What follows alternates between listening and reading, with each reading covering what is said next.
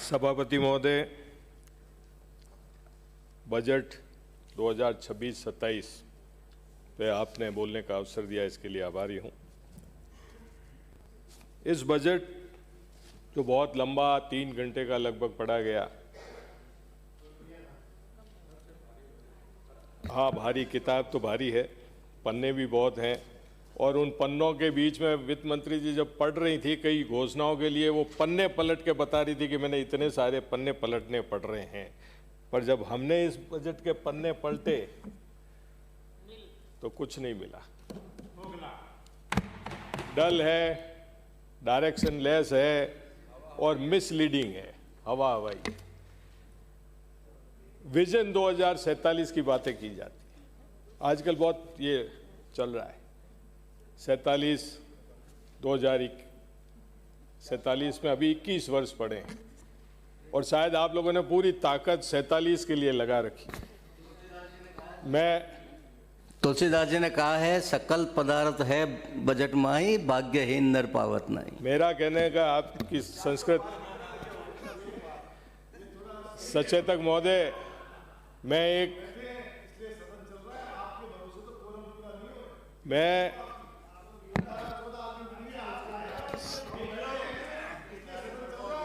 अब आप दोनों के चक्कर में मेरे साथ दुर्भाग्य होता है कि घंटी सभापति बजा देते हैं जल्दी, इसलिए समय ना खराब करें।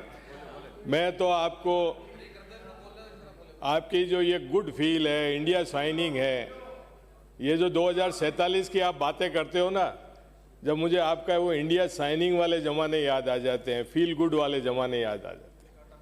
सरकारें इस गलतफहमी में रहती है कि तमाम उम्र हम कुर्सी पे ही बैठे रहेंगे, पर जनता है, जनता सब देखती है और सब फैसला करती है। मुझे एक किस्सा याद आता है सभापति महोदय, जब मैं पहली बार चुन के आया 98 में, तो बजट भाषण पे हमारे सम्माननीय पूर्व उपराष्ट्रपति जी भैरू सिंह जी बजट पे बात कर रहे थे। सुनिए रफीक जी, आपकी बातें तो चलती रहेगी। 99-2000 में बजट पे माननीय भैरू सिंह जी बात कर रहे थे, वित्त मंत्री प्रद्युमन सिंह जी थे, पूरा हाउस साइलेंट था, तर्क वितर्क चल रहा था।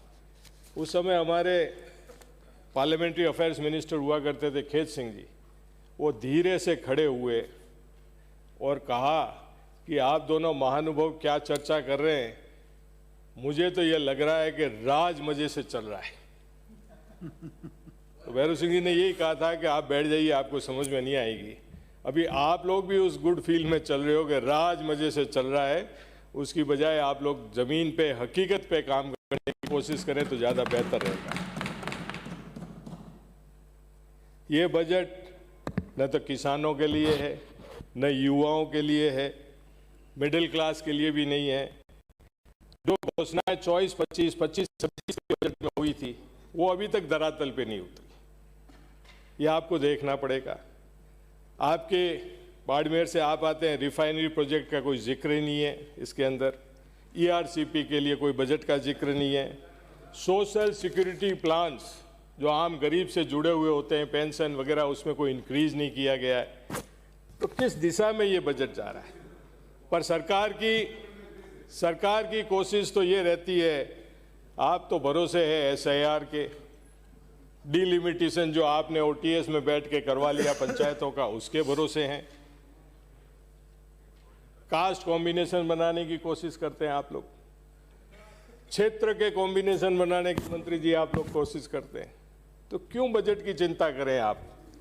मैं अच्छा होता है इस बजट के लिए भी आप OTS में टीम बिठा देते और विधायकों की राय लेते तो कुछ लोगों के फायदे हो जाते, परंतु नहीं, आपको तो डबल इंजन की चिंता है। भरोसा है कि ये डबल इंजन पार पटक देगा।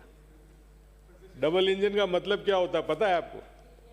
2 इंजन, और कई बार दोनों ही खराब हो जाए तो प्लेन क्रैश हो जाता है, और अभी अभी हुए हैं बड़ी बड़ी दुर्घटनाएं। तो आप लोग सोचिए समझिए, खाली डबल इंजन के भरोसे मत रहिए, काम कीजिए। स्तंभ की बातें की गई, 10 स्तंभ इस बजट में। एक स्तंभ दिया गया industrial development and promoting investment. करिए, पैसा लाइए राजस्थान में। पर आप ये अंबानी अदानी के भरोसे कब तक रहोगे? मारवाड़ी पूरे देश में प्रसिद्ध है अपने कर्म के लिए, सभी जगह। आगे ये भी तो नीचे से ही ऊपर बढ़े हैं। अंबानी अदानी को भी तो किसी ने सपोर्ट किया है। आज पूरे देश में, डाउन साउथ यहां से चले जाओ आप, मारवाड़ी हर गली में, हर मोहल्ले में बैठा है। हम लोगों को तो चुनाव की मीटिंगें जाके करनी पड़ती है, मद्रास, हैदराबाद, बम्बई, सब जगह। तो उनके लिए आप प्लेटफॉर्म तैयार करिए, उनके लिए आप माहौल बनाइए, उनके लिए आप हालात तैयार करिए, उनको आगे बढ़ाइए। अब कोई ठेका नहीं रह गया है कि बहुत सक्षम जाति के लोग और वही लोग बड़े बिजनेसमैन बनेंगे। आजकल तो हर जाति का, हर गरीब आदमी अच्छा व्यापारी बन चुका है। तो उनके लिए आपको अवसर तैयार करने पड़ेंगे। इंस्पेक्टर राज के ऊपर ध्यान रखिए।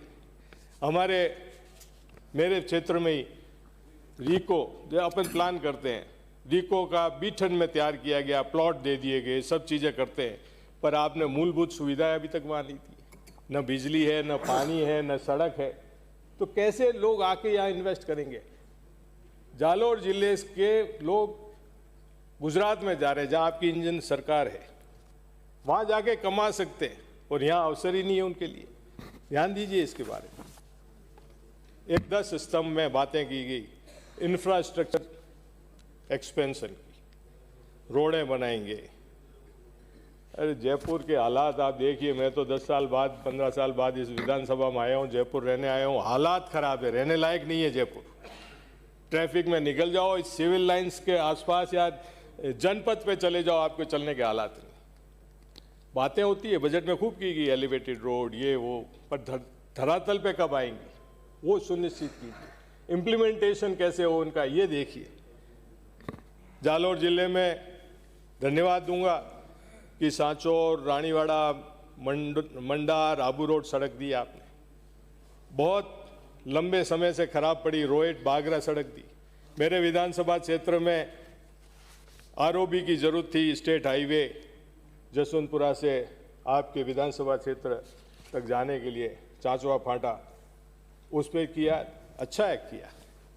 पर जो काम हमारी सरकार के द्वारा रामसेन, भीनमाल, रानीवाड़ा रोडें जो फिनिशिंग स्टेज पे, उन्हें जल्दी पूरे कराए।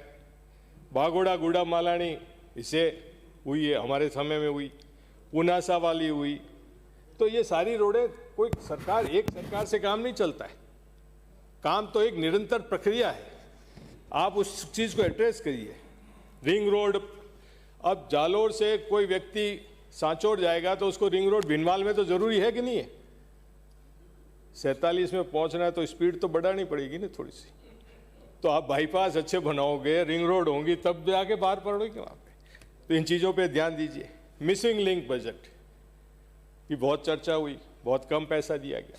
मैं आपको उदाहरण दूंगा कि मैंने मेरे विधानसभा क्षेत्र में रिंग रोड का पैसा नहीं आया या बाईपास नहीं आया, तो मैंने मिसिंग लिंक के मार्फत 4-4, 5-5 किलोमीटर करके भीनमाल शहर को बाईपास कराया।